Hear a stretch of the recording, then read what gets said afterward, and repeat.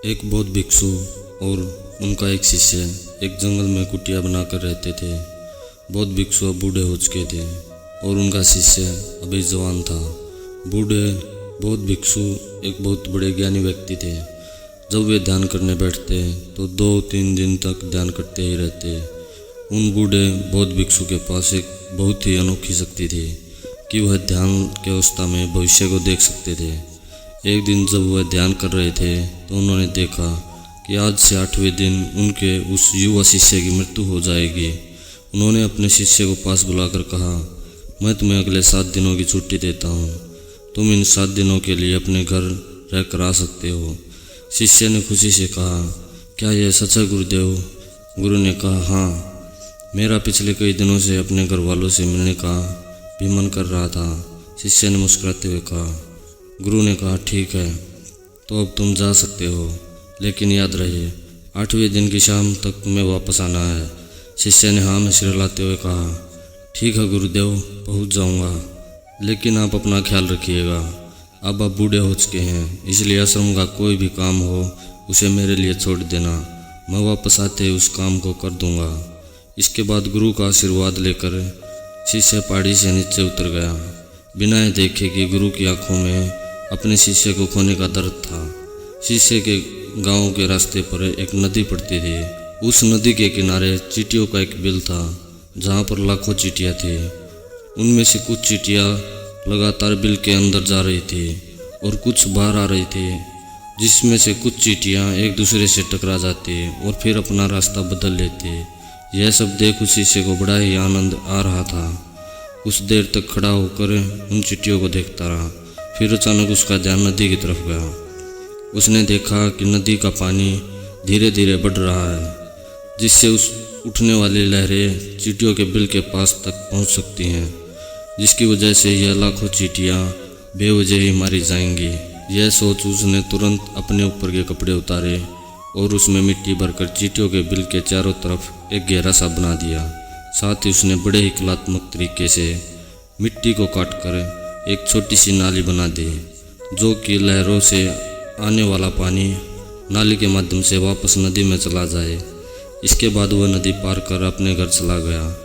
घर पहुंचने के बाद उसके 8 दिन कब बीत गए उसे पता ही नहीं चला। 8वें दिन उसे याद आया कि आज शाम तक तो गुरु ने आश्रम में वापस लौटने का आदेश दिया था। उसने उस रात ही अगली सुबह आश्रम के लिए निकलने हेतु सारी तैयारी कर ली थी। सुबह होते ही वह आश्रम के लिए निकल पड़ा। उसे उम्मीद थी कि शाम होने से पहले आश्रम वापस पहुंच जाएगा। शाम हो चुकी थी। यहाँ गुरु आश्रम में बैठे बैठे यह सोच रहे थे कि आज तो 9वां दिन है, अब तक मेरा शिष्य इस दुनिया को छोड़ चुका होगा। इस बात से काफ़ी दुखी थे कि वो मरने से पहले आखिरी बार अपने शिष्य को देख ना सके। गुरु बैठे हुए यह सब सोच रहे थे कि उन्हें दूर से एक इंसान आता हुआ दिखाई दिया। उन्होंने ध्यान से देखा तो चौंक गए। अरे, यह तो मेरा शिष्य है। गुरु ने दौड़कर शिष्य को गले लगा लिया, लेकिन वह इस बात से अचंभित थे कि 8 दिन बीत जाने के बाद भी अब तक वह शिष्य जिंदा कैसे है। गुरु ने शिष्य से कहा, यहाँ से जाने के बाद तुमने जो कुछ भी किया है मुझे बताओ। तब शिष्य ने चींटियों वाली कहानी गुरु को सुनाई। कहानी सुनते ही गुरु को यह समझते देर न लगी कि शिष्य ने लाखों चींटियों की जान बचाई थी और उसके इसी कर्म का परिणाम है कि शिष्य को लंबा और एक खुशहाल जीवन प्राप्त हुआ है। कहानी सुनने के बाद गुरु के मुंह से अन्यायश ही निकल गया, कर्मा लौट कर जरूर आते हैं। शिष्य को गुरु की इस बात का मतलब समझ नहीं आया, लेकिन उसने पूछा भी नहीं और चुपचाप अपने आश्रम के कामों में लग गया। अगर हम अपनी ज़िंदगी में देखें तो इसे खुशी खुशी जीने का सबसे आसान तरीका है कि हम अच्छे कर्म करते रहें। इस कहानी की तरह यह ज़रूरी नहीं कि अच्छे कर्म हमारी उम्र को लंबा ही करेंगे, लेकिन इस बात की गारंटी है कि अच्छे कर्म हमारी ज़िंदगी में आने वाले दुख और परेशानियों को कम ज़रूर कर देंगे। कर्मों का एक बहुत ही साधारण सा सिद्धांत है कि हम जो कुछ भी करते हैं उसका कई गुना लौट कर हमारे पास ही आता है। फिर चाहे अच्छे कर्म हो या फिर बुरे कर्म हो, दोनों ही कई गुना होकर हमारे पास आते हैं।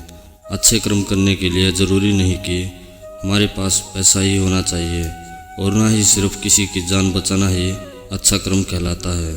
किसी असहाय की छोटी सी मदद करना भी कर्म है।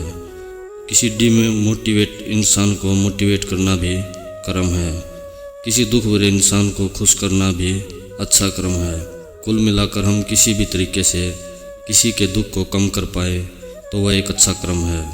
और जैसे गलत कर्म करने से हमें बुरा लगता है और दुख भी होता है, ठीक उसी तरह अच्छे कर्म करने से हमें सुख की अनुभूति होती है।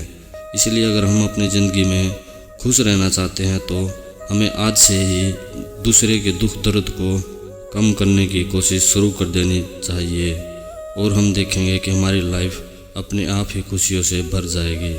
धन्यवाद।